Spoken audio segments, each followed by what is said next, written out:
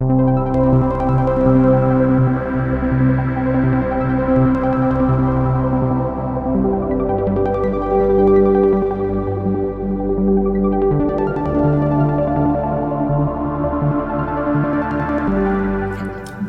everybody, to our virtual featured author video series. I am Belinda Smith, Virtual Library Coordinator for the Norfolk County Public Library, and I am happy to be sitting down with Professor Mark Rector tonight. Hi, Mark. Hey, Belinda, how are you? Doing good. How are you? I'm awesome. This is really wonderful to be at your library. Yeah, we're so happy to have you. First, tell us a little bit about who you are.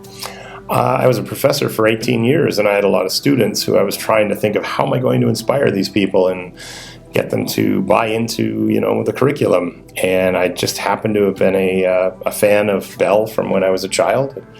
Grade 4 reader when I was like 8 years old, and it was a story about Bell and the telephone. I was fascinated. And so when I got the telephone course, I thought naturally, well, geez, I got to tell them about Bell. And it just kind of grew from there. I mean, the students are usually on the first day, they're not ready for a lot of heavy stuff.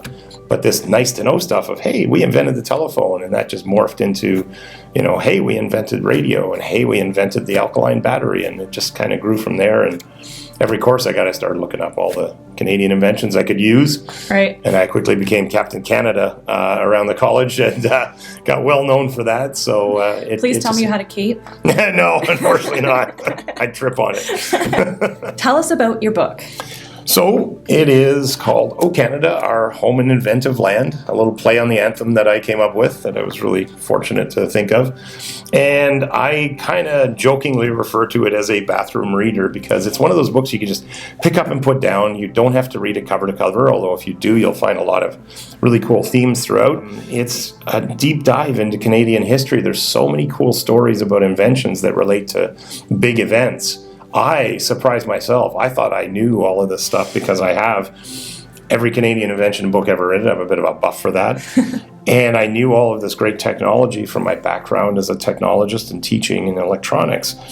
But man, when I started to really do the deep dive research, I found a lot more interesting stuff. And so it just became, at first 175 stories. We're now in our fourth printing, 223 stories of amazing Canadian ingenuity that'll make you laugh, make you be amazed and really engaged and shed a tear, I'm sure, for some of them. They're right. Kind of sad stories. So there's a lot of stuff in there. It really has become really much bigger than I ever expected. Right. Is there one thing that you remember being like, what? That's Canadian?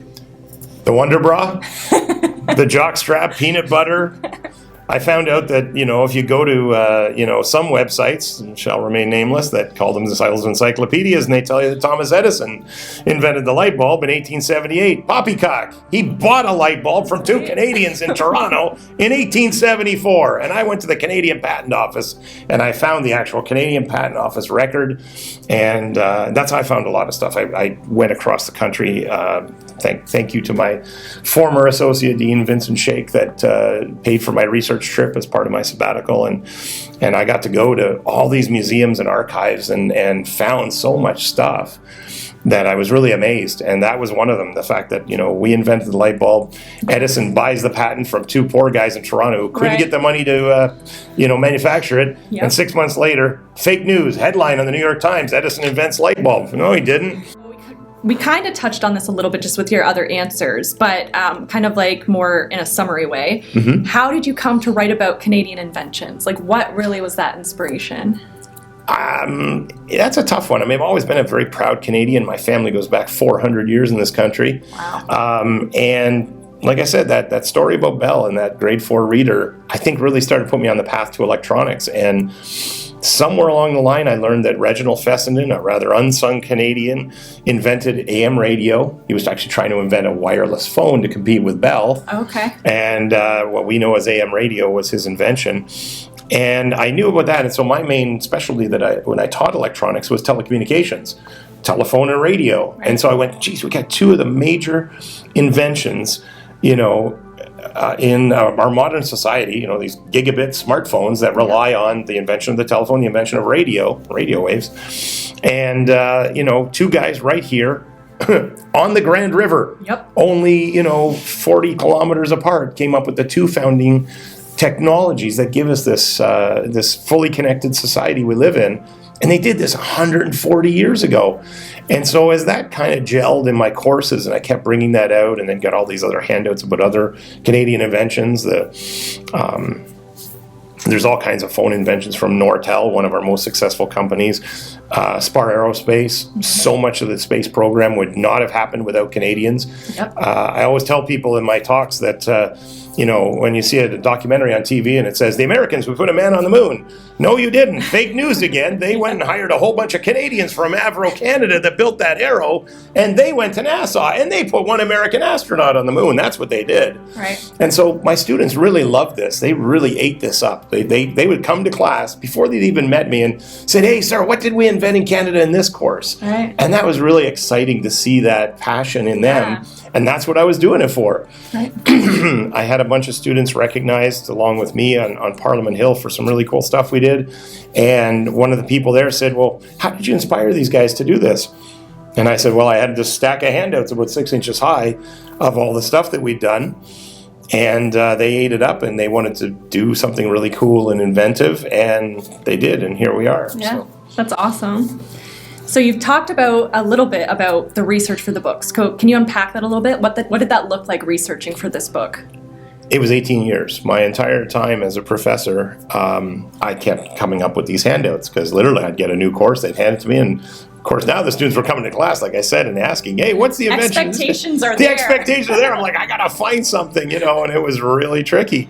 And so I kept finding more and more stuff. And part of that, I kept finding things that didn't relate to my courses. Okay. Sir Frederick Banting, if I said that to most people, they mostly know, oh yes, insulin. He saved diabetics around the world, one of the greatest inventions of the 20th century. He won a Nobel Prize. He was the youngest person ever to that point, and still to this day, that won a Nobel Prize in medicine. Amazing accomplishment. You'd think he'd just retire. Oh no. He went on and did a few other things, like, invent the human centrifuge that NASA used to test their astronauts. Why did they do that? They were trying to invent the flight suit because they had jet aircraft pilots, passing out at these really high G turns, and they didn't know what to do about it. How are we going to stop this? These guys are passing out. And so him and Sir Wilbur Franks sat down, and they came up with the invention of the zero-G flight suit that kind of squeezes all the blood up to their head. It's like a big rubber balloon, actually. And that's what they came up with, and that was Sir Frederick Banting that drove that. And that is the basic design that all fighter jet pilots still wear to this day, and the basis for most of NASA's flight suits. Right. So again, without us, the Americans would not have went anywhere in space, never mind the moon. Right. So where did you learn all that?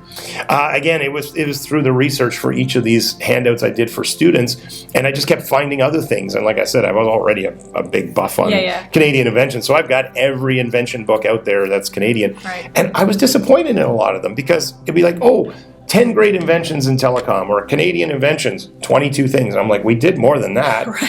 Right? So nobody ever has done a complete compendium of what I call everything. I mean, I had to leave some stuff out. There's some odd offshoot of wheat that somebody, bred that was an invention. But I mean, you got to draw the line somewhere.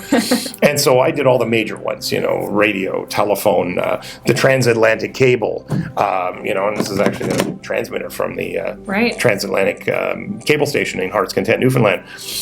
The BlackBerry, the Canadarm, the Wonderbra jockstrap, it goes on. And I felt, if I'm going to do this book, I've got to do everything. Yeah, you got to do it right. Well, then I realized that my goal was a little high, and I'm ambitious. I was really struggling coming down to the end because I kept finding new things, and I'm like, I got to now go and research this, get it done, write it, and get it in the book. My deadline's when? Well, you could have your own encyclopedia series, like Inventors. Well, that's kind of what it's become. This is the 4th edition, and it just keeps getting bigger and bigger. And literally, as I found some, I was like, I'm going to have to set this aside and wait for the 2nd edition, the 3rd edition. So I did that. And I keep adding more and more. Botox. Hollywood would be nowhere without, I've forgotten the poor lady's name, but this doctor from Vancouver, So, there's so many things like that I kept discovering, that I kept putting more and more into it. And like I said, I crisscrossed the country, going to every museum archive and stuff that I could find. And so I think I've dug up almost every single thing of importance, but somebody will prove me wrong. Right, and then somebody will come in and invent something else that'll have to be added. Yeah. I kind of got a never-ending career here. That's right. This is an exact replica of the phone that was in Alexander Graham Bell's house. I walked into Bell's home, with his surviving great-grandsons. As part of my research, I met the family, and they took me through everything. Gave me amazing stories that I put in the book of the great man that, I don't know if they've ever been published or not. And hanging on the wall, as we walked in the door, he says to me, "It's really drafty in here, close the door." So I closed the door, and this isn't hanging in the foyer behind the door, and I stared at it and went, this is Bell's actual telephone, his own. If there's the phone. If this thing could talk, and I literally had chills up my spine because I'm just such a geek for this stuff. And I went, and what a coincidence. Do you know when that was? July 1st, 2016, on Canada Day. I'm sitting on the porch of Bell's mansion with his grandsons, regaling me about stories. I mean, that was the coolest day of my life. I thought that was just so awesome. That's awesome. All right, so you've gathered all your research, you sat down, you've written everything. How did you publish this? I used a lot of curse words with some software. I won't name any names, but it was... it was my first book. I'd done lots of article writing in newspapers and magazines, and that was pretty simple because you basically just type out a couple of pages and send it to an editor, somebody like yourself. They did all that work, so I was a little bit of a newbie. I had to learn a lot on the go, and I luckily had some graphic artists that really came and helped me. Thank them so much. They really made my book look amazing, I think. And so thanks to their help. But I had to do all that layout, and... and then it was a case of, how do I get this published? So I went to a friend of mine who had already published a book about Camp X, the world's first spy training school that happened in Whitby, Ontario, just down the road from us. He broke the story. He was a historian for many years that did that. And this was the first spy training school. We trained the spies. We trained the first guys in the CIA right here in Canada. And none other than Ian Fleming also went there, a name familiar to many people if they are James Bond fans. And Ian Fleming got his ideas for James Bond from being a real spy. And so he said, you'd be far better off to publish it yourself. And so that's what I did. And he said, you go to a big publishing house and they're going to take, 70% of your money.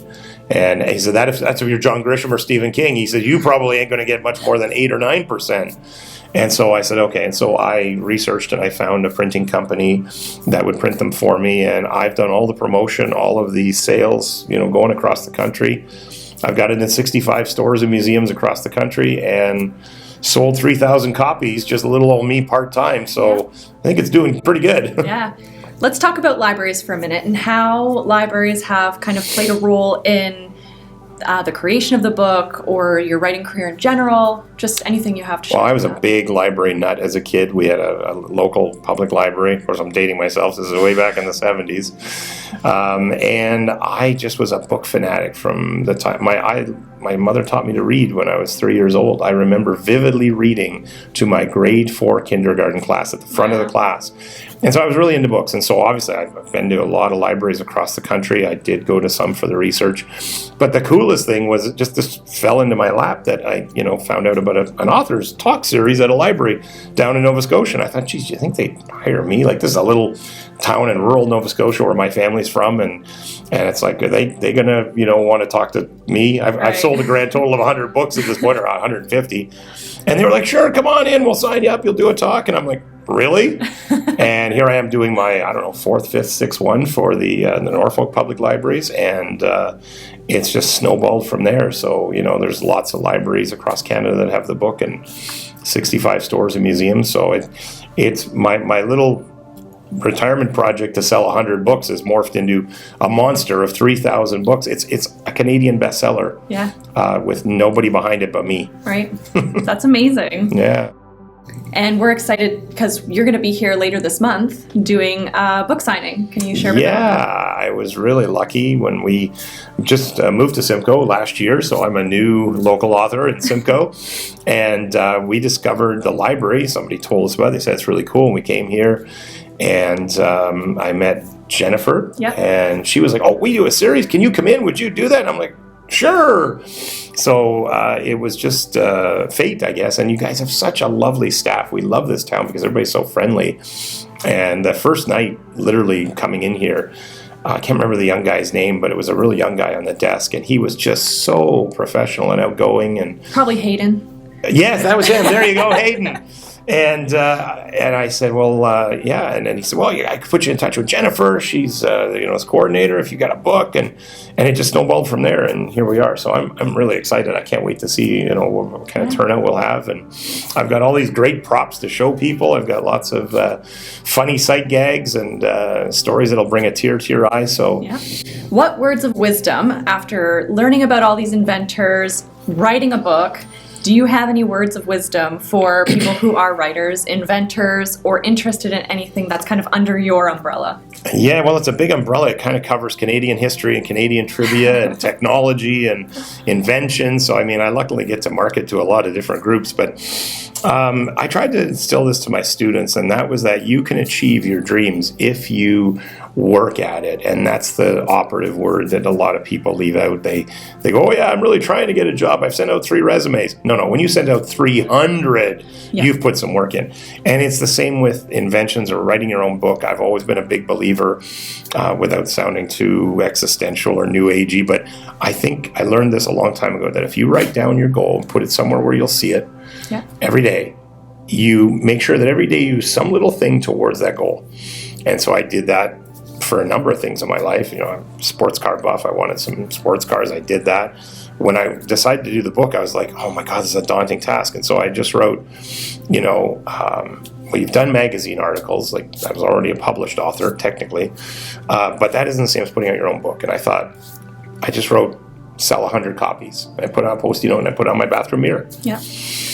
And it really kept me motivated. And, again, I really have to thank my associate dean that, helped with the genesis of this idea. I don't know if I ever would have done it without his push and encouragement. Right. And I'm really glad that I did, because it's turned into an awesome retirement gig. Yeah, no doubt. Second career, third career. Third, yeah, I'm on my third. Yeah.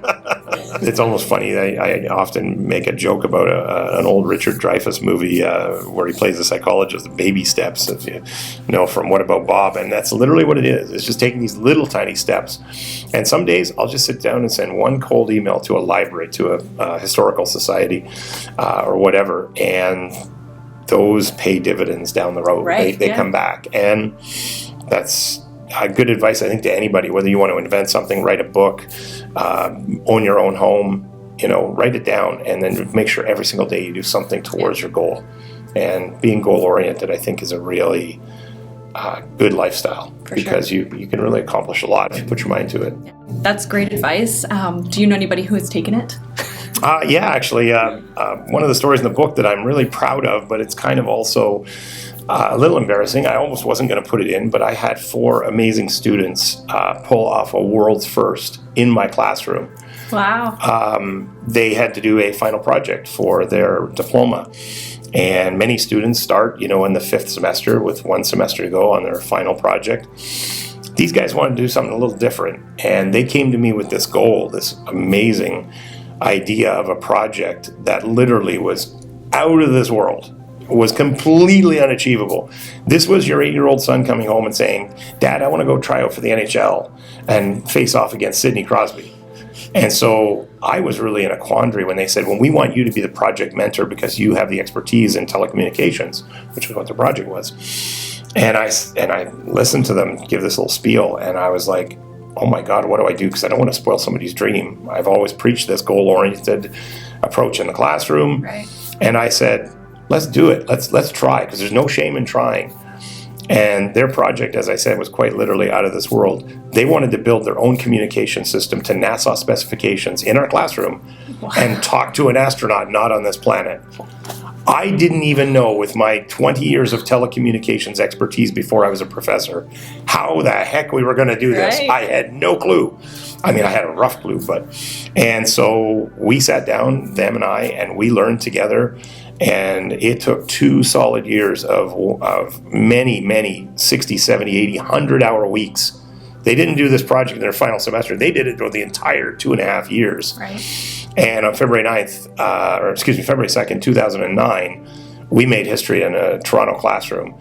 And we spoke live with an astronaut on the International Space Station, and to cheers and applause of 100 media outlets. And we instantly became famous around the world. We were on the first story on every nightly newscast, front page of every newspaper around the world, Vietnam, Australia, Canada. And so everybody said to me when I was writing the book, they said, "You've got to put your space boys in there." Yeah. And I was like, "I don't want to write about me. Like, we just, and they said, "No, that's, such a compelling story." As an educator, I was recognized, all across the province, all across the country.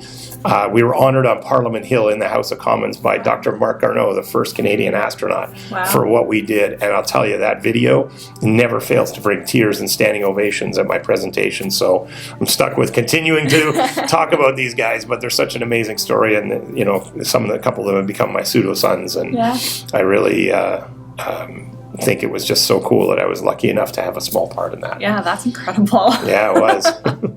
Are there any inventors that you want to kind of specifically highlight, like any female inventors? Well, we actually have many amazing female inventors. Nobody knows about them. That's why I wrote the book. Nobody knows any of the guys either, for that matter. But there's some absolutely outstanding stories when you talk about Harriet Brooks, the world's first nuclear physicist. And this wasn't just somebody that went and studied it and did a little bit of work in it. Oh, no. She worked with 3 Nobel Prize winners in physics, including Madame Curie. Harriet Brooks did that, at McGill University. We've got Beatrice Helen Worsley, who studied with, nobody important, Alan Turing, the guy who invented computers in World War II to break the Nazi Enigma code. She studied with him and went on to become the very first female computer scientist in the world, right here in Canada at the U of T. But Elsie McGill and many other women in there topped them all. This woman was the very first woman in Canada to get a bachelor's degree in electrical engineering. She then became the very first woman to get a master's degree. And she decided to do something a little more difficult, aeronautical engineering, when nobody even knew what that was. And then she goes on to do, one other little thing, nothing major, just gets a PhD in aeronautical engineering at a little place called MIT, the world's premier physics, university. Oh yeah, and I forgot to mention, she did all that by the age of 22. After being told at 16 by the doctors, "You'll never walk again, you have polio." Wow. She walked across that stage, got all 3 degrees with the canes she designed and built herself. Now, then she decided to start a career. She went on to become the supervisor of production of the Hawker Hurricane, the plane that many people say won us the war. She then went on to redesign it for the Canadian Arctic and came up with pontoons, de-icing machines for this thing. If that wasn't enough of a career, she goes on to help form the National Action Committee on the Status of Women in the 1960s. And out of that, what did we have? Well, many, many changes for women in society, including one little one. We admitted women into the armed forces, the Canadian Armed Forces, a huge progressive step forward, all because of Elsie McGill. And because of that, 2 other women are in my book. I always forget their names, Captain Jane Foster and Captain Brasseur, I can't get her first name. And they were the very first 2 female jet fighter pilots flying a jet fighter plane in a combat mission in Bosnia-Herzegovina, the first 2 in the world. And all thanks to Elsie McGill saying, "I think we should let some women in on this military. I think they might be good." They were more than good. They've literally proven us to be world class. Wow. So, and there's many, many other great stories of women in the book. And that's one of the things I really loved highlighting because they shouldn't be unsung. I am not going to stop talking about Elsie McGill until I get her on a dollar bill, damn it. Forget all these old white guys on there. We need a woman on there. If anybody wants to read your book, how can they do that? Well, I'm going to be here at this great Norfolk library doing a book signing. I have it for sale at the Firefly and Fox bookstore here in Simcoe. I have it at the Alice Street Antique Market in Waterford. It's at the Waterford Museum. I'm trying to think. God, there's so many stores. If you go on my website, very simple to go, professormarkrector.com, all one word. I have all 65-ish stores and museums across the country on there. But yeah, those are the Norfolk ones. Firefly and Fox Books on Main Street and the Alice Antique Market in Waterford and the Waterford Museum. And soon to be, I've spoken to somebody here at the Simcoe Archive and Museum and Port Dover. They're on my list to get to. Perfect, yeah. So. Awesome. And of course, if you're interested in reading it and can't afford to buy it, you can borrow it from any NCPL branch. Just search it on the catalog, request it, and pick it up. Thank you so much for you guys for selling 5 more of my books. That's 3,005 I've now sold. So yeah, happy to support. Yeah, it really is a lot of cool stories that we don't toot our horn, as I say, anywhere near enough in this country. We are so amazing at so many things. My book is absolute proof that we are better than the Americans. We're better than the British. We constantly take this back seat on the world stage. Absolutely not true. We have done and pioneered almost every single major area of technology and industry, sports, and the invention of hockey is in there, the invention of the fox whistle, basketball, the football helmet. There's so many disciplines and areas and facets of society that we have dominated, and yet nobody knows about it and we don't talk about it. Right. Well, damn it, I wanted to talk about it. Excellent. Well, thank you for joining me. Thank you so much. It was awesome. Looking forward to seeing you in a couple more weeks. Thanks very much.